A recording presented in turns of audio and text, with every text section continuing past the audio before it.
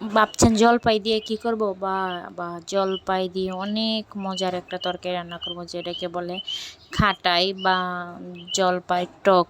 কিন্তু খেতে এত মজা, না খেলে বুঝতেই পারবেন না। সেটা তো আমাদের দেশের মানুষ এরকম সময় মনে করেন যে টক খাওয়ার জন্য অপেক্ষায় থাকে। পুঁটি মাছ দিয়ে এই টক খেতে অসাধারণ মজা হয়, কিন্তু রান্নাটাও একদম সাধারণভাবে করতে হয়, কিন্তু স্বাদ এটার অসাধারণ।